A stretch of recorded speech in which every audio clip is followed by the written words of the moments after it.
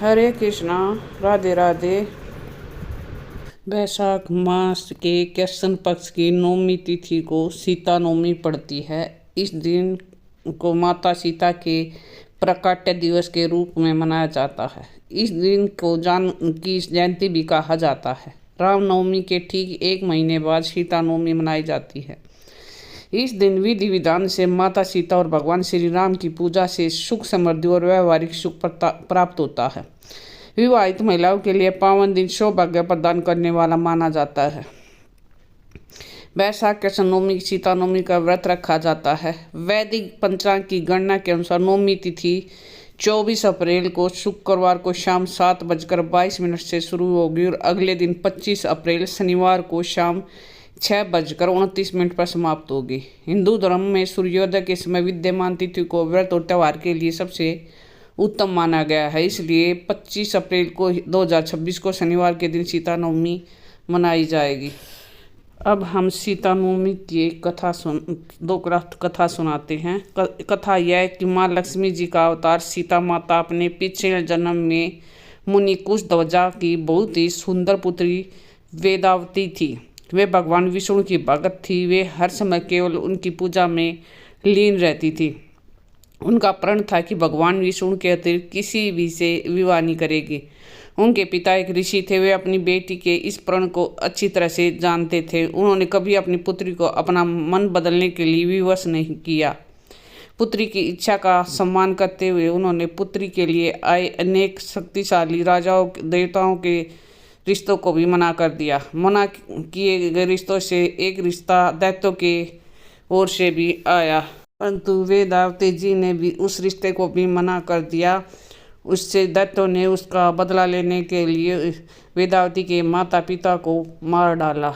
माता पिता के मृत्यु के बाद वेदावती संसार में बिल्कुल अकेली और अनाथ हो गई। वे अपने माता पिता के आश्रम में ही रहने लगी और सारा समय भगवान विष्णु का ध्यान करने लगी।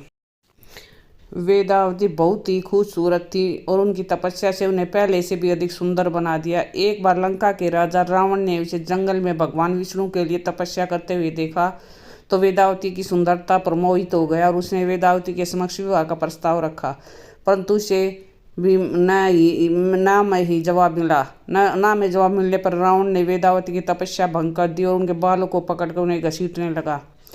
रावण के इस कृत्य से क्रोधित होकर वेदावती ने अपने बाल काट दिए और कहा कि उसकी आंखों के सामने ही अग्नि में कूदकर अपने प्राण को त्याग करेगी। अग्नि में प्रवेश करते समय वेदावती ने कहा कि रावण ने इस जंगल में तुम्हें अपमानित किया है, वो दोबारा जन्म लेकर उसके विनाश का कारण बनेगी। तो वेदावती ही थी जो सीता के रूप में जन्म ली और राम जी के माध्यम से रावण के विनाश का कारण बनी। जब वेदावती का जन्म सीता के रूप में हुआ तो मिथिला नरेश राजा जनक को उनके खेतों में जुताई करते समय भूमि पर लेटी हुई मिली।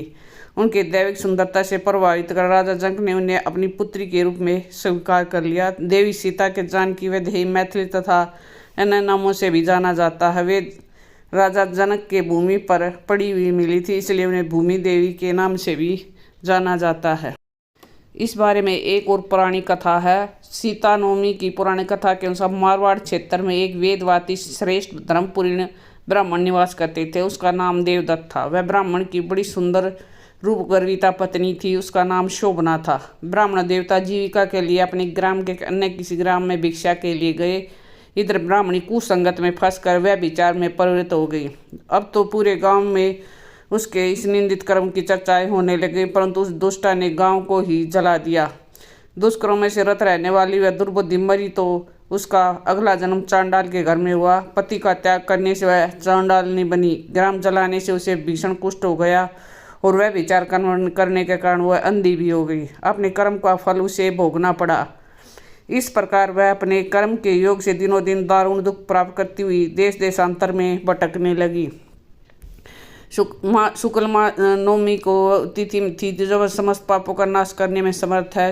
सीता नवमी के पावन उत्सव और भूख प्यास से व्याकुल व दुखियारी इस प्रकार प्रार्थना करने लगी कि हे सज्जनों, मुझ पर कृपया कर भोजन सामग्री प्रदान करो, मैं भूख से मर रही हूँ। ऐसा कहते हुए स्त्री श्री कनक भवन के सामने बने 1000 पुरुष मंडी तंबों से गुजरती हुई उसमें प्रविष्ट हुई। उन्हें पुनः पुकार लगाई, भैया कोई तो मेरी मदद करो, कुछ भोजन दे दो। इतने में एक भक्त ने उनसे कहा, देवी आज तो सीता नवमी है, भोजन में अन्न देने वाले को पाप लगता है, इसलिए आज तो अन्न नहीं मिलेगा। कल पारणा करने के समय आना, ठाकुर जी का प्रसाद भरपेट मिलेगा। किंतु वह नहीं मानी। अधिक कहने पर भक्त ने उसे तुलसी और जल प्रदान किया। वह पापिनी भूख से मर गई, किंतु इसी बहाने अनजाने में उसे सीता नवमी का व्रत पूरा हो गया। अब तो परम कृपालिनी ने उसे समस्त पापों से मुक्त कर दिया। इस व्रत के प्रभाव से वह पापिनी निर्मल होकर स्वर्ग में आनंद अनंत वर्षों तक रही। फिर उसने कामरूप देश के महाराजा सिंह के घर में जन्म लिया और वह महारानी कला के नाम से विख्यात हुई। उस महान साध्वी ने अपने राज्य में अनेक देवालय बनवाए, जिनके जानकी रघुनाथ की प्रतिष्ठा करवाई। इस दिन जानकी स्तोत्र, रामचंद्र का अष्टम, रामचरितमानस आदि का पाठ करने से मनुष्य के सभी कष्ट दूर होते हैं। अतः सीता नवमी पर जो भी श्रद्धालु माता जानकी का पूजन अर्चन करते हैं, उन्हें सभी प्रकार के सौभाग्य की प्राप्ति होती है। वैशाख मास का यह महत्व बहुत ही पावन और पवित्र है। इस महीने में हमें ज़्यादा से ज़्यादा शुभ कर्म कर लेने चाहिए। इस महीने में कई व्रत आते हैं, जैसे सीता नवमी त्यौहार तथा व्रत भी आते हैं। सीता नवमी तथा वैशाख मातम में इन सब का ज़्यादा से ज़्यादा शेयर कीजिए, ताकि औरों का भी विलास हो सके। राधे राधे।